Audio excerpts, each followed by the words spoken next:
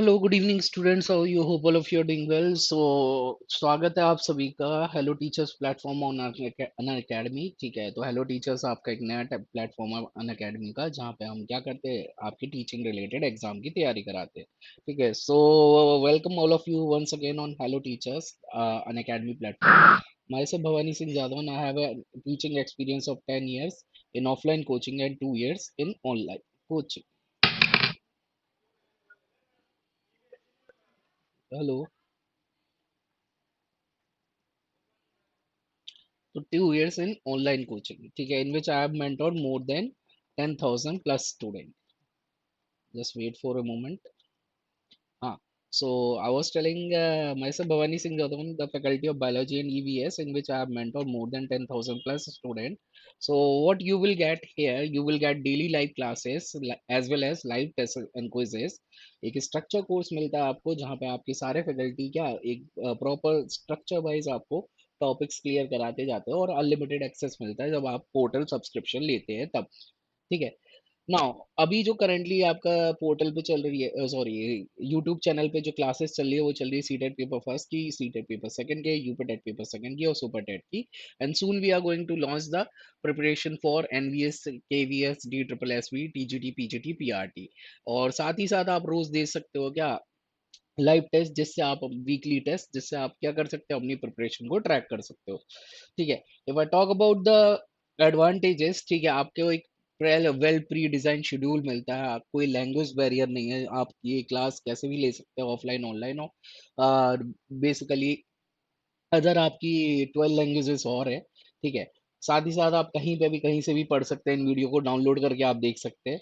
Then आप अपने interact कर सकते हैं एडुकेटर के साथ। ठीक है, आप अपने डाउट को क्लियर कर सकते हो, और आप लाइव पोल्स में पार्टिसिपेशन भी कर सकते हैं। क्लियर। नेक्स्ट थिंग इज आपको क्या यहाँ क्या मिलता है, लाइव टेस्ट और क्विजेस मिलते हैं, जिनके बेसिस पे आप डिटेल रिपोर्ट एनालिसिस तैयार करते हैं, और पीडीएफ और लर्निंग मटेरियल भी आपको टॉप एडुकेटर्स द्वारा प्रोवाइड किया जाता है। If I talk about the subscription, 5 different subscription plan है अवेलेबल है। ठीक है। और अगर आप इनमें से कोई भी 3 प्लान में से कोई भी लेते हैं 6, 12, 24 मंथ में, तो आपको नो कॉस्ट ईएमआई ऑप्शन भी दिया जाता है। तो देखिए, एकमात्र ऐसी कोचिंग है जो आपको ईएमआई में पेश करने को दे रही है। ठीक है। प्लस अगर आप ये कोड और यूज करेंगे तो आपको मिलेगा क्या, 10% का डिस्काउंट। ठीक है, तो 10% का डिस्काउंट मिलेगा। ठीक है। ये सारे के सारे कोर्स 4,800 का 4,320, 6,000 का 5,400, 7,200 का 6,480 का हो जाएगा। प्लस आपको सारे के सारे आपके टीचिंग रिलेटेड एग्जाम अनलॉक कर दिए जाएंगे उस टेन्योर के लिए जो भी आपने चूज किया है। That is D triple S B, NVS, KVS, PRT, TGT, PGT, जितने भी आपके कोर्स चल रहे हैं प्लस एडुकेशन में। ठीक है, वो सारे के सारे आपके अनलॉक हो जाएंगे। तो on hello teachers, we are shaping the future teacher, और आपको फॉलो करना है क्या, सी टेट का एजेंडा 2020। ठीक है। तो स्टार्ट करते हैं अपने आज के, हमारी 1000 MCQ की सीरीज चल रही है। ठीक है, तो स्टार्ट करते हैं आज के पहले क्वेश्चन से। ठीक है। बायोलॉजिकल केमिकल ऑक्सीजन डिमांड, या फिर बायोकेमिकल ऑक्सीजन डिमांड, या फिर आप नॉर्मली भी बीओडी बोल सकते हैं। ठीक है, means industrial pollution, B air pollution, C polluting capacity of effluent, या D dissolve oxygen needed by microbes to decompose organic waste. तो बायोकेमिकल ऑक्सीजन डिमांड का मतलब है औद्योगिक प्रदूषण, वायु प्रदूषण, प्रभा की प्रदूषणकारी क्षमता, कार्बनिक कचरे को विघटित करने के लिए रोगाणुओं द्वारा आवश्यक ऑक्सीजन को भंग कर देना। ठीक है। तो क्या होता है बीओडी? ठीक है, बीओडी एक्चुअली में क्या होता है, तो देखो, actually answer to this question is D. ठीक है, इसका आंसर क्या है, डी। ठीक है, अब बीओडी एक्चुअली में समझते हैं कि होता क्या है। देखिए, आपके पानी की एक वैल्यू होती है जिसको अपन बोलते हैं डीओ वैल्यू। डीओ मतलब डिजॉल्व्ड ऑक्सीजन, डिजॉल्व मतलब घुलनशील ऑक्सीजन। तो पानी के अंदर क्या, ऑक्सीजन डिजॉल्व फॉर्म में रहती है। अब ये जो वाटर होता है आपका ड्रिंकिंग वाटर, उसका डीओ जो रहता है वो 8 मिलीग्राम से कम नहीं होना चाहिए, should not be less than 8 milligram से कम ना हो। अगर 8 मिलीग्राम से कम है तो उस पानी को हम बोलते हैं क्या, पॉल्यूटेड वाटर, या फिर कंटामिनेटेड वाटर, प्रेसुरिज्ड वाटर।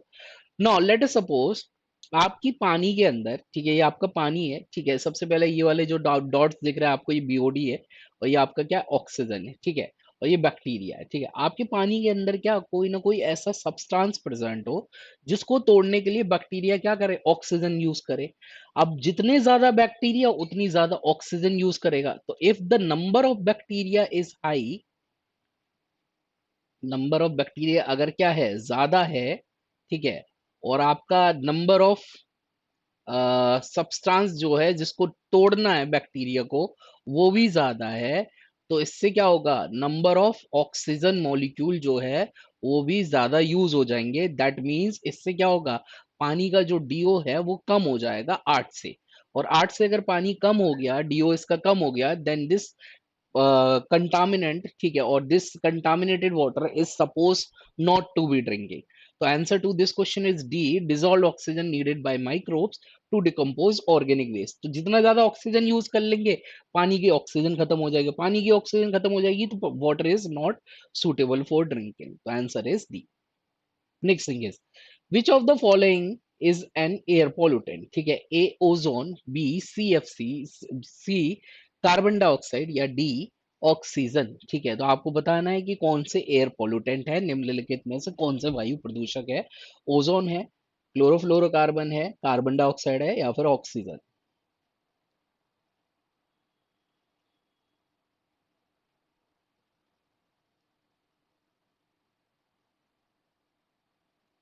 चलिए देखिए, बहुत सारे लोग इसमें लगाएंगे क्या answer, that is C, carbon dioxide, ठीक है, but C is not the right answer, answer is B. ठीक है, जो पॉल्यूटेंट है आपका वो क्या है, क्लोरोफ्लोरोकार्बन, ठीक है, बिकॉज ये क्लोरोफ्लोरोकार्बन आपका ओजोन होल क्रिएट करता है। अब तुम बोलोगे कि सर कार्बन डाइऑक्साइड भी तो होता है, तो बेटा बेटा कार्बन डाइऑक्साइड ये आपका क्वांटिटेटिव पॉल्यूटेंट है, क्वांटिटेटिव पॉल्यूटेंट। क्वांटिटेटिव पॉल्यूटेंट मतलब मात्रात्मक आपके प्रदूषक। जब तक इनकी एनवायरनमेंट में कंसंट्रेशन मात्रा ज्यादा नहीं बढ़ जाती, तब तक ये पॉल्यूशन का काम नहीं करते, ये एनवायरनमेंट का पार्ट होते हैं। कार्बन डाइऑक्साइड कहाँ चाहिए होती है भाई, कार्बन डाइऑक्साइड भाई आपकी सपोर्टर होती है किसकी, फोटोसिंथेसिस की। अगर कार्बन डाइऑक्साइड ही नहीं होगा तो फोटोसिंथेसिस, प्रकाश संश्लेषण होगा ही नहीं, इसलिए इसको हम पॉल्यूटेंट नहीं मानते। ठीक है, ये तब पॉल्यूटेंट बनती है जब आपका ये नंबर में ज्यादा हो जाती है, due to human activity, due to anthropogenic activities. Clear. तो अब इन्हीं पॉल्यूटेंट्स को दो टाइप का भी डिवाइड किया जाता है, प्राइमरी पॉल्यूटेंट, सेकेंडरी पॉल्यूटेंट। वो तो जब आगे क्वेश्चन आएगा प्राथमिक कौन से है, सेकेंडरी कौन से, वो हम आगे देखेंगे। क्लियर।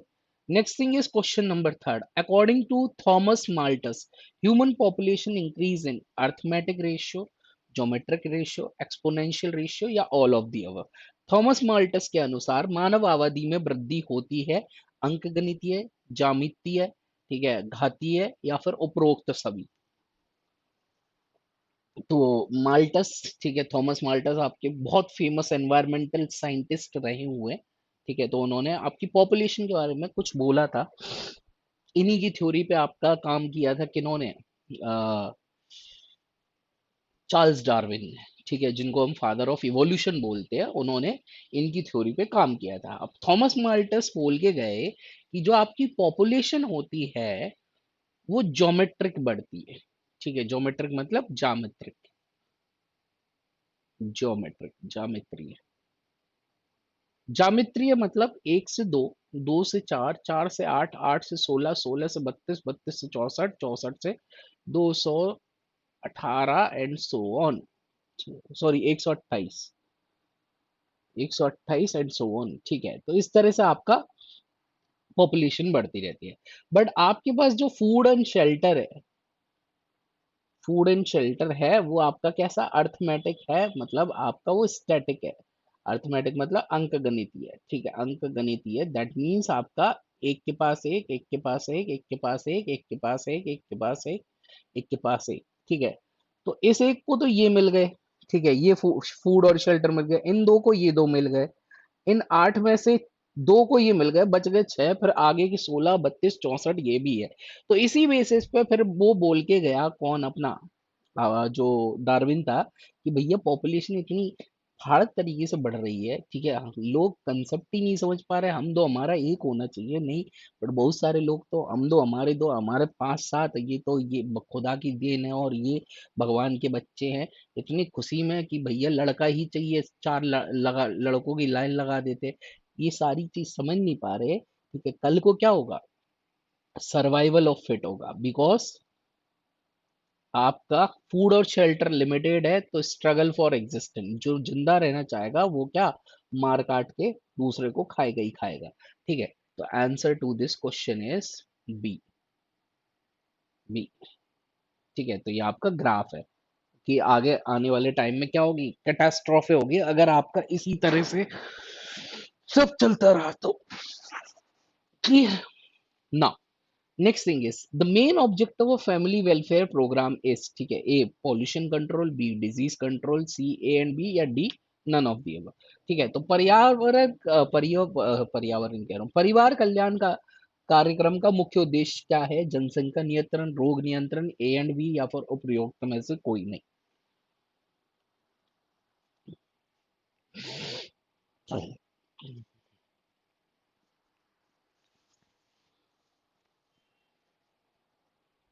ठीक है। तो आपका मानव विकास प्राधिकरण, आपका ये जो स्कीम चलाते हैं पर्यावरण कल्याण योजना, इसमें बेसिकली आपकी मेन थीम रहती है कि आप अपनी आबादी को कंट्रोल करें। इसलिए कई जगह पोस्टर लगाए जाते हैं, भैया हम दो हमारा एक, ठीक है।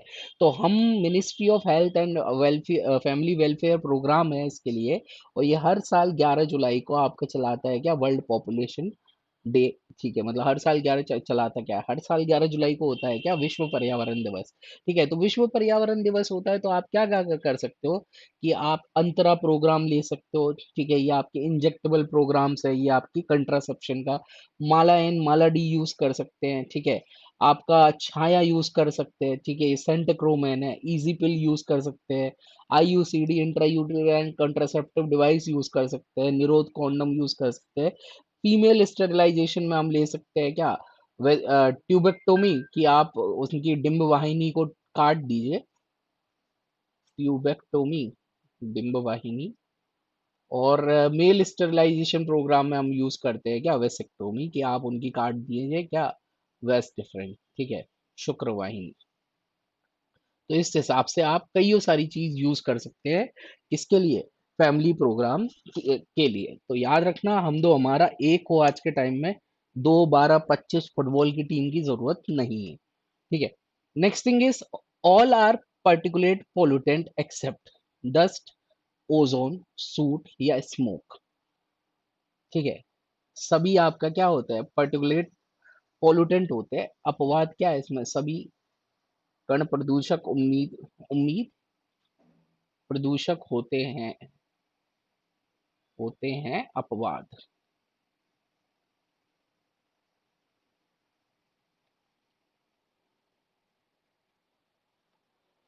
ठीक है। तो धूल मिट्टी काली, ठीक है, स्मोक, ये सब आपका पर्टिकुलेट पॉल्यूटेंट में आते हैं।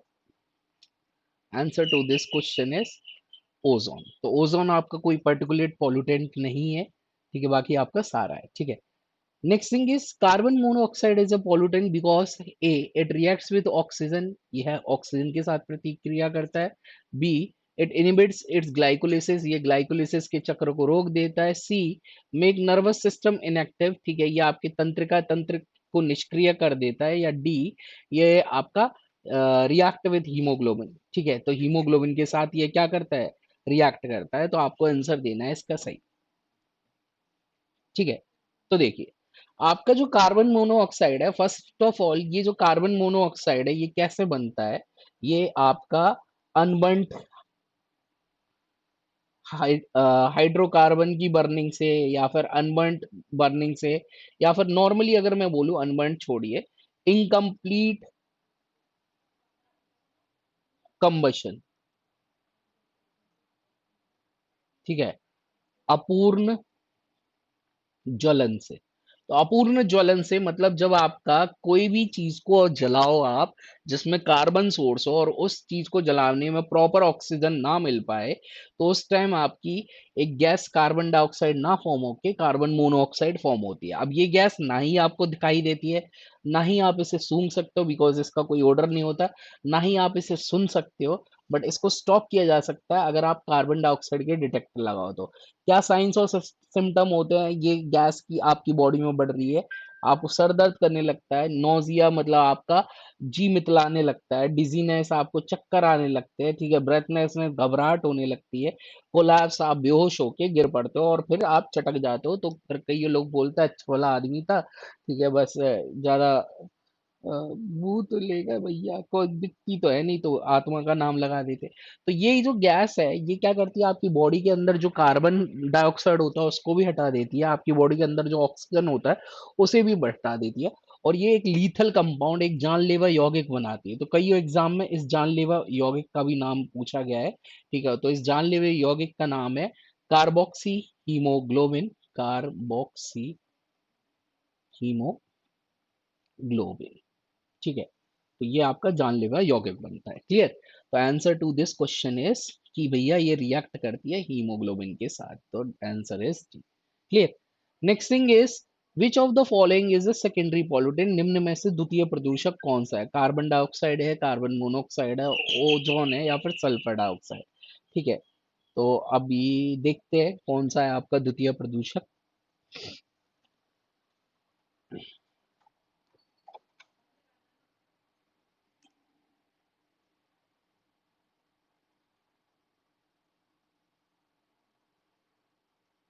ठीक है, तो देखिए, द्वितीय प्रदूषक की अगर हम बात करें, प्राइमरी पोल्यूटेंट और सेकेंडरी पोल्यूटेंट होते क्या है? प्राइमरी पोल्यूटेंट वो सारे होते हैं जो कि आपका डायरेक्टली एयर में छोड़ दिए जाते हैं, ठीक है।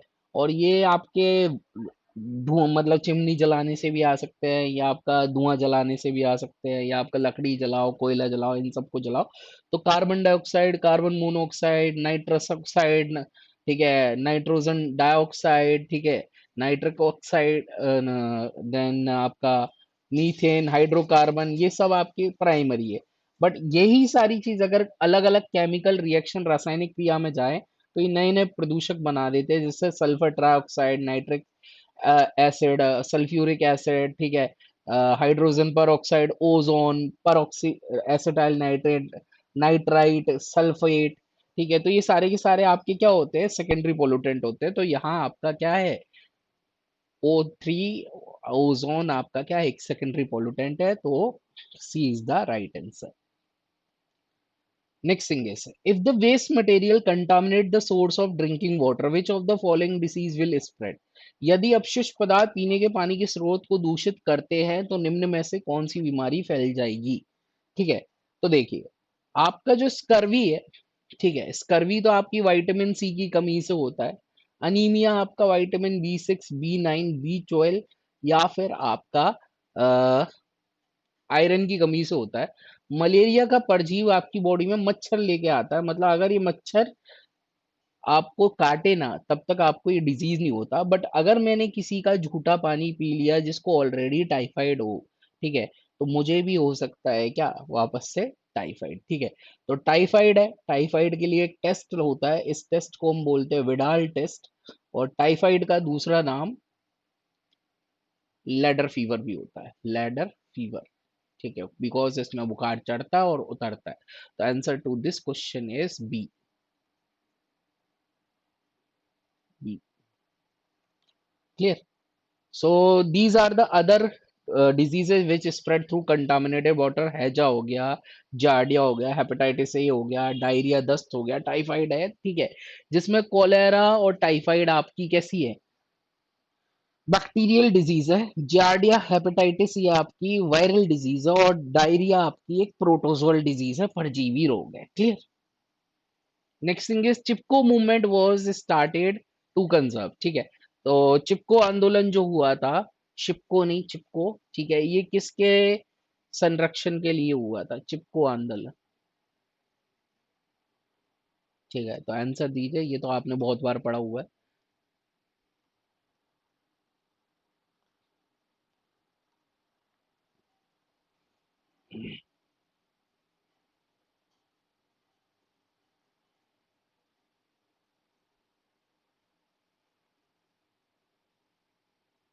चलिए, तो चिपको आंदोलन, ठीक है, आपका 26 मार्च 1973, 26 मार्च 1973, ठीक है, गढ़वाल उत्तराखंड में, ठीक है, एक आंदोलन हुआ था जिसको हम बोलते हैं चिपको आंदोलन, ठीक है। I am not sure about the date, but एक बार चेक कर लेना, 1973 या 1974 है, ठीक है, एक बार चेक कर लेना गूगल पे, बट मेरे हिसाब से शायद 1973 है। नहीं सॉरी, 74 है। 73 से तो बात ही चालू हुई थी। ठीक है, तो इस चिपको आंदोलन के जो मेन लोग नेता रहे, ठीक है, वो रहे चंडी प्रसाद भट्ट, गौरा देवी और सुंदरलाल भगना, जिसमें मेन आपकी लीड थे आपके कौन, सुंदरलाल भगना। और इन्होंने कईयों सारे कॉन्ट्रैक्टर्स को जो कि आपकी इलीगल ड्वेलिंग कर रहे थे वहां पे, ठीक है, काट रहे थे क्या पेड़ वगैरह, ठीक है, उनको पेड़ काटने से रोका, तो दैट इज आपका चिपको मूवमेंट। बट अगर हम अर्ली एज की बात करें, पुरानी पुरानी चिपको की, तो आपका 730 BC में, ठीक है, 763, एक देवी थी अमृता देवी विश्नोई, जिन्होंने आपका क्या किया था, अपने बच्चों के साथ और 300 से ज्यादा, मतलब 373 विलेजर्स के साथ अपनी लाइफ को सेक्रीफाइस किया था, ठीक है, just to just by hugging the trees, ठीक है, तो वहीं से नाम आ गया क्या, चिपको आंदोलन। क्लियर।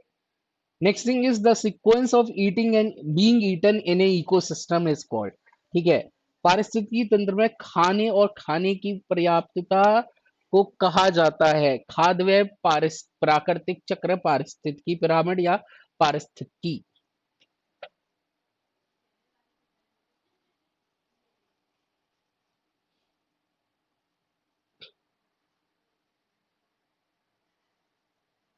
ठीक है, तो आपकी जो पारिस्थितिकी तंत्र में खाए और खाए जाने की प्रक्रिया को, ठीक है, मतलब एक कोई जानवर किसी को खा रहा है, उस जानवर को कोई और खा रहा है, फिर वही जानवर किसी और द्वारा खाया जा रहा है, ठीक है, तो इसको अपन बोलते हैं क्या, फूड वेब, खाद वेब या फिर खाद का जाल, ठीक है। क्लियर। तो आप देख सकते हैं जैसे कि ये टमाटर का प्लांट है, इसको कौन कौन खा रहा है, ठीक है, इसको खा रहे हैं बकरी, खरगोश और आपका चूहा, ठीक है। इस चूहे को कौन खा रहा है, उल्लू खा रहा है, इस चूहे को और कौन खा रहा है, आपका रेटल स्नेक खा रहा है। इस रेटल स्नेक को कौन खा रहा है, बाज खा रहा है, साथ ही साथ आपकी क्या खा रहे हैं, और बाज जो है वो किसका भी शिकार कर रहा है, उल्लू का भी कर रहा है, ठीक है। देन आपका जो ये बकरी है, इसको भेड़िया खा रहा है, साथ ही साथ शेर खा रहा है, ठीक है, साथ ही साथ जो जंगली बिल्ली है वो भी आपकी खा लेती है, ठीक है, ये क्यों नहीं लगाया ना, ठीक है। फिर ये लोमड़ी होती है वो, या फिर भेड़िए जो होते हैं वो वाइल्ड कैट को भी निपटा देते हैं, ठीक है, झुंड में। तो इस तरह से ये आपकी क्या कर रहे हैं, पूरी की पूरी साइकिल इंटरमिक्स होती। क्लियर। तो इसको हम बोलते हैं खाद web. Next thing is, which among the following is the largest tiger reserve in the world, Ranthambore national park, Jim Corbett national park, Kanha national park, Nagarjuna Srisailam century.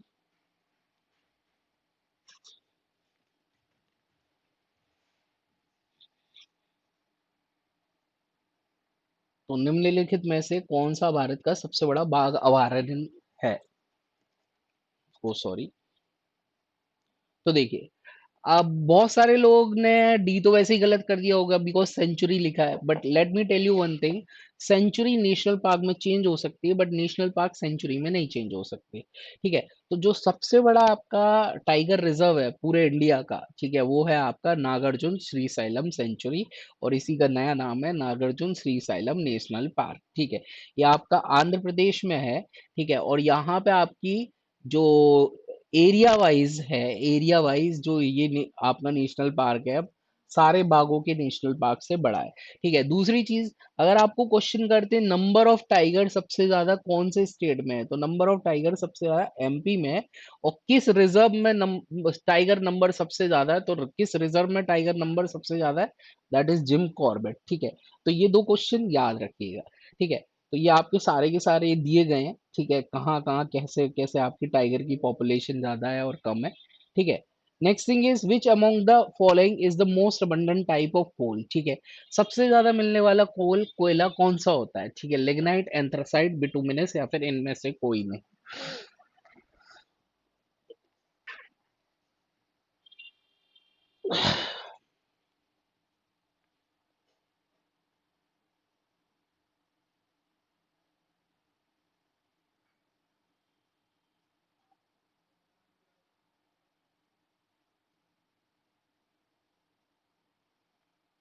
Clear.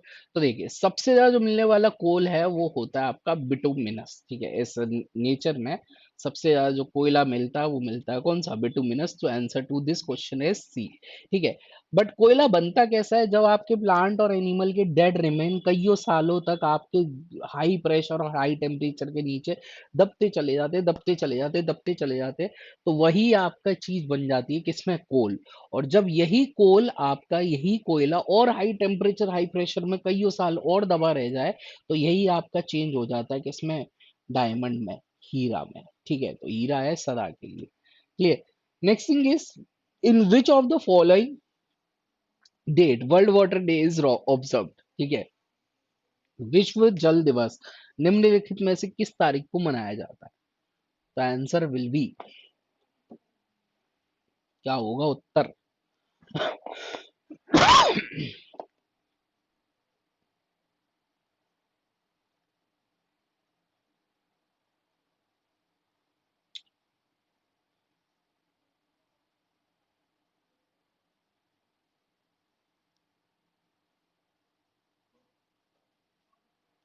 तो देखिए जो आपका वर्ल्ड वाटर डे है वो आपका 22 मार्च को बनाया जाता है। सी इज द राइट आंसर, सी, ठीक है। जैसे 21 मार्च को आपका वर्ल्ड फॉरेस्ट डे था, 22 मार्च को आपका क्या वाटर डे है, ठीक है। और सबसे पहला आपका वर्ल्ड वाटर डे, ठीक है, ये आपका बनवाया गया कौन सी तारीख को, मतलब 22 मार्च को। बट सबसे पहले कौन सी सन में चालू हुआ, 1993 में, ठीक है। Clear. Next thing is eight which of the following places first global conference on depletion of ozone layer was held, ठीक है। तो सबसे पहले आपका निम्नलिखित में से किस स्थान पर ओजोन परत के क्षरण पर पहला वैश्विक सम्मेलन आयोजित किया गया था, ठीक है। तो ओजोन परत से रिलेटेड आपके दो सत्र हुए हैं, ठीक है। एक सम्मेलन हुआ है, एक सत्र बैठा है। तो कभी भी आपसे ओजोन की डिप्लीशन, ओजोन छेद के बारे में पूछा जाए, तो या तो आप याद रखिएगा वियना का प्रोटोकॉल, वियना सत्र, या फिर आप याद रखिएगा मॉन्ट्रियल का प्रोटोकॉल। तो ये दोनों आपके किससे रिलेटेड है, ओजोन से रिलेटेड है। क्लियर। तो answer to this question is B, that is B, ठीक है। तो ये आपका कुछ और भी टाइमलाइन है, ठीक है। जैसे कि 1972 यूएनईपी की स्थापना हुई थी, इस टाइम पे यूनाइटेड नेशन एनवायरमेंटल प्रोग्राम की। 1987 में मॉन्ट्रियल प्रोटोकॉल हुआ था, ठीक है। और 1985 में आपका वियना कन्वेंशन हुआ था। 1992 यहाँ पे आपकी अर्थ समिट थी, यहाँ पे आपकी सीबीडी के बारे, मतलब कंजर्वेशन ऑफ बायोडाइवर्सिटी के बारे में भी बात हुई। यहाँ पे यूएनएफसीसीसी की भी स्थापना हुई, और यहाँ यूएनसीसीडी की भी स्थापना हुई, जो कि गलती से 1994 डल गया, वो 1992 है, ठीक है। 1997 में क्योटो प्रोटोकॉल, 2005 में भी क्योटो प्रोटोकॉल, ठीक है। ये दोनों प्रोटोकॉल आपका किससे रिलेट करते हैं, ठीक है, ग्रीन हाउस गैसेस और एनवायरमेंटल चेंजेस से, ठीक है। मतलब पर्यावरण क्लाइमेटिक चेंजेस से रिलेट करते हैं, ठीक है। 2002 का सीबीडी अपने इंडिया में बायोडाइवर्सिटी एक्ट के नाम से आया, ठीक है। देन आपका आईची टारगेट्स, ये इनसे आईची वाईची से आपको मतलब नहीं होना चाहिए, ठीक है। तो इतने आप याद रखें, मॉन्ट्रियल याद रखें, वियना याद रखें, क्योटो याद रखें। 2010 का आपका नगोया प्रोटोकॉल याद रखें। नगोया प्रोटोकॉल आपका किसका था, ठीक है, बायोडाइवर्सिटी से रिलेटेड था, जैव विविधता से रिलेटेड था, जैव विविधता संरक्षण से। Clear. Next thing is what is the number of greenhouse gases as per recognize by the Kyoto protocol. अब ये थोड़ा एडवांस क्वेश्चन है, ठीक है। ये आपका एचटेट ने पूछा था कि भाई कितनी गैसें आपकी ग्रीन हाउस गैसेज आपकी रखी है क्योटो प्रोटोकॉल के अंतर्गत में, जिनके एमिशन को हमको कंट्रोल करना है। तो कितनी गैसेज रखी गई है भैया, 6 गैसेज रखी गई हैं क्योटो प्रोटोकॉल के अंतर्गत। ये 6 गैसेज कौन कौन सी है, कार्बन डाइऑक्साइड मुख्य गैस है, मीथेन, पोटेंशियल गैस है, ठीक है, नाइट्रस ऑक्साइड, हाइड्रोफ्लोरोकार्बन्स, परफ्लोरोकार्बन्स और आपका सल्फर हेक्साफ्लोराइड। तो ये आपकी मुख्य 6 गैसें रखी गई है आपकी क्योटो प्रोटोकॉल के तहत, जिनके एमिशन को हमको रोक लगानी है 2050 तक, मतलब कम करना है। Acid rain is capable of damaging the buildings and historic monuments, which are made up of rocks such as limestone and marble. Which among the following is the end product of such reaction? ठीक है, quicklime, calcium carbonate, calcium hydroxide और gypsum। जो आपकी अम्ल वर्षा रहती है वो इमारतों और ऐतिहासिक स्मारकों को नुकसान पहुंचाने में सक्षम है, जो चूना पत्थर और संगमरमर जैसी चट्टानों से बने होते हैं। निम्नलिखित में से कौन सी ऐसी प्रतिक्रिया है जिसका अंतिम उत्पाद होता है? ठीक है, तो देखिए, ये जो आपका है बेसिकली आपका जो चूना वूना होता है ये कैल्शियम कार्बोनेट होता है। जब आपके एसिड रेन का सल्फ्यूरिक एसिड या नाइट्रिक एसिड इनसे रिएक्ट करता है तो ये बेसिकली वहां से निकाल देता है क्या, कैल्शियम सल्फेट। ठीक है, तो ये कैल्शियम सल्फेट को रिलीज कर देता है, और ये जो कैल्शियम सल्फेट है आपका, ठीक है, ये होता है, इसको अपन नॉर्मल भाषा में बोलते हैं क्या, जिप्सम। ठीक है, तो ये जिप्सम नाम के कंपाउंड की फॉर्मेशन करता है। तो answer to this question is D, B. ठीक है, next thing is which of the following statement is और आर इनकरेक्ट। ठीक है, कौन सा कथन सही है या फिर सॉरी गलत है, या फिर एक कथन गलत है या फिर बहुत सारे कथन गलत है। ठीक है, तो पहला बोला गया है energy flow in an ecosystem is multi directional. ठीक है, चलिए आगे देखते हैं। Seed banks are example of ex situ conservation. आगे देखते हैं। Energy flow in an ecosystem, sorry ये हो गया, primary consumer can be carnivorous. आगे देखते हैं। ठीक है, और a food chain always begin with heterotrophic consumer. Clear. तो यहाँ पे जो केवल करेक्ट स्टेटमेंट है, ठीक है, करेक्ट स्टेटमेंट जो है, केवल जो एकमात्र सही स्टेटमेंट है, करेक्ट जो स्टेटमेंट है, वो है आपका थर्ड, कि जो सीड बैंक्स होते हैं, जीवाणु बैंक रहते हैं वो, सॉरी बीजाणु बैंक जो रहता है वो आपके क्या है, बाह्य क्षेत्रीय संरक्षण स्थान है। बाकी एनर्जी फ्लो, एनर्जी हमेशा यूनिडायरेक्शनल फ्लो कर रही है। इनकरेक्ट में आपके क्या क्या क्या आता है, इनकरेक्ट में आपके क्या क्या आता है, फर्स्ट आता है। ठीक है, seed banks are, sorry primary consumer can be carnivorous, नहीं, प्राइमरी कंज्यूमर हमेशा हर्बीवोर होता है, तो सेकंड। और ये food chain always begin heterotroph, नहीं, वहां पे हमेशा प्रोड्यूसर्स रहते हैं जो कि ऑटोट्रॉप होते हैं, फोर्थ। और आपसे पूछा गया है कि इनकरेक्ट कौन सा है, तो answer to this question is C, first, second और fourth. Next thing is which of the following is the main source for emission of chlorofluorocarbon. ठीक है भैया, क्लोरोफ्लोरोकार्बन आपका बाहर निकलने का मेन स्रोत क्या है? ठीक है, तो क्लोरोफ्लोरोकार्बन के उत्सर्जन का मुख्य स्रोत निम्न में से कौन सा है? वेदर इट इज जंगल की आग लगना, वेदर इट इज बिजली कड़कना, वेदर इट इज ज्वालामुखी, whether it is refrigerator and air conditioner. ठीक है, तो answer to this question is, आपके रेफ्रिजरेटर और एसीज में गैस यूज होती है फ्रीऑन 12, जो कि फ्रीऑन 12 आपकी अल्टरनेटिव है किसकी? ठीक है, आपकी, सॉरी अल्टरनेटिव कह रही हूँ, फ्रीऑन 12, फ्रीऑन 12 आपकी क्या है, ये क्लोरोफ्लोरोकार्बन परिवार की क्या एक सदस्य है। तो कई सारी फ्रीऑन होती है, बट सबसे खतरनाक जो फ्रीऑन बोली जाती है वो बोली जाती है फ्रीऑन 12। ठीक है, next thing is which among the following is और आर वार्म ब्लडेड एनिमल। निम्न में से कौन सा आपका एक गर्म खून वाले जानवर है? Mammals, birds, fishes, reptiles. ठीक है, select the correct option from the codes given, first only, first और second only, first second third only, first second third fourth only. तो सबसे पहले गर्म खून वाले जानवर, मतलब गर्म खून वाले जानवर को हम बोलते हैं होमियोथर्मल एनिमल्स। होमियोथर्मल एनिमल्स मतलब उष्ण रक्त जीवधारी, जो अपनी बॉडी का टेम्परेचर पर्यावरण के टेम्परेचर से चेंज नहीं कर सकते, ऐसे जीवधारियों को हम बोलते हैं होमियोथर्मल एनिमल। इन एनिमल्स को जब गर्मी लगती है तो उस एरिया में या तो ठंडे पानी वगैरह में जाना पड़ता है, या फिर उस एरिया को छोड़ के जाना पड़ता है, या फिर जब सर्दी लगती है तो ये अंदर घुस जाते हैं, या फिर इनको कंबल वंबल ओढ़ना पड़ता है, या फिर आपका ये उस जगह को छोड़ के दूसरी जगह चले जाते हैं। ठीक है, इसलिए इनको एनवायरनमेंट के हिसाब से क्या करना पड़ता है, अडेप्ट करना पड़ता है। तो ये जानवर है आपका नंबर 1 मैमल्स और नंबर 2 बर्ड्स। तो answer to this question is B. तो ये सारे कोल्ड ब्लडेड है, fishes, reptiles, amphibian. Warm blooded है आपके बर्ड्स, एनिमल्स, एनिमल्स में मतलब mammals. Next thing is, if a species is endemic, it implies that the species is widely distributed, but the with the large gap between region, confined to a particular area, confined to a ground level, and rarely reaches height above the meter. ठीक है। तो अगर किसी भी species को अगर आप endemic बोल रहे हो कि ये वहां की एंडेमिक है, स्थानीय है, तो वो एक पर्टिकुलर एरिया में ही मिलेगी, इसके अलावा वो कहीं नहीं मिलेगी। जैसे कि आपका, इसका आंसर क्या है, सेकंड। जैसे कि आपका जो ऑस्ट्रेलिया है, ऑस्ट्रेलिया में ही मिलेंगे क्या, कंगारू, और कहीं नहीं मिलेंगे। ठीक है। जैसे कि आपका लेमर मंकी होते हैं, लेमर मंकीज जो होते हैं वो आपके मैक्सिको में ही मिलते हैं और कहीं नहीं मिलते। जैसे कि आपका प्लेटिपस होता है, प्लेटिपस भी आपका कहाँ मिलता है, ऑस्ट्रेलिया में वो मिलता है। जैसे कि आपका पांडा होता है, वो पांडा आपका चाइना में मिलता है और कहीं नहीं मिलता। तो ये आपके क्या है, एंडेमिक है। आपका जो भारतीय सारंग है, इंडियन बस्टर्ड है, वो इंडिया में ही मिलेगा, अफ्रीका नहीं जाना, देखना पड़ेगा उसको।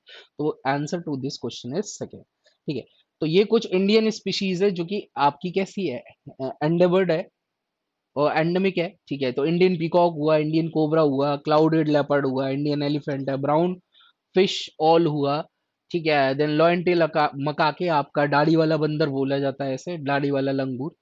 ठीक है। Next thing is, consider the following pollutant: ground level ozone, PAN, smog. Which of the following are secondary pollutant? ठीक है।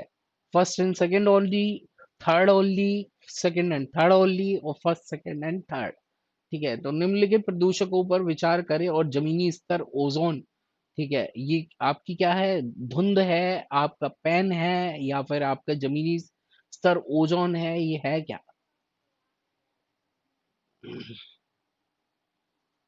ठीक है। तो आपका देखिए, ओजोन आपका ट्रोपोस्फेयर में आपका सेकेंडरी होता है। पैन भी आपके नाइट्रोजन के ऑक्साइड होते हैं। जब ये दोनों मिल जाते हैं तो ये स्मोक बनाता है। तो ये एक्चुअली में है क्या, तीनों ही। ठीक है। तो तीनों ही आपका फर्स्ट सेकंड एंड थर्ड। ठीक है। तो इस तरह से आपका स्मोक फॉर्म होता है। Clear. Next thing is, the government of India has fixed February 10 to be observed as National Deworming Day to combat the menace of the soil transmitted helminths in children. Which among the follow is our soil health transmitted helminths, STH? Earthworm, roundworm, hookworm या फिर whipworm? Answer to this question is, ठीक है, आपसे ये पूछा गया है कि तो भारत सरकार ने बच्चों में मृदा संचारित हेलमेट के हेलमेट नहीं, हेलमिंथ, हेलमिंथ या फिर कृमियों के खतरों से निपटने के लिए 10 फरवरी को राष्ट्रीय दिवस के रूप में मनाया जाता है। निम्नलिखित में से कौन सा मृदा संचारित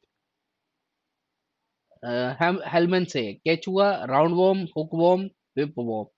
कोड दिए गए, सही विकल्प चुनना है। ठीक है। तो देखिए, इनमें से जो आपका एस टी एच है वो है आपका राउंड वॉर्म, हुकवॉर्म, विपवॉर्म, ये तीनों ही आपके ट्रांसमिटेबल हेलमिंथ है। ठीक है। एक पर्सन से दूसरे पर्सन में जा सकते हैं, बट अर्थ वॉर्म आपको कोई नुकसान नहीं पहुंचा, ये आपके केवल मिट्टी को पोला करता है। अगर आपकी मिट्टी के अंदर बहुत ज्यादा अर्थ वॉर्म हो जाएंगे तो आपकी मिट्टी और ज्यादा पोली हो जाएगी। तो answer to this question is second, third and fourth. Please like the video, share the video, subscribe the video. ठीक है। आप मुझे मेरे टेलीग्राम चैनल भवानी बाबा पे भी फॉलो कर सकते हैं। ये थी हमारी आज की वीडियो। ठीक है। अगेन वंस अगेन, ठीक है, आपके मंगल, आशा करता हूँ कि आपकी जो दिवाली रही थी वो मंगलमयी रही होगी। तो till then have a nice day, मिलते हैं आपका 18 को live. Till then have a nice day, good day, ठीक है, थैंक यू।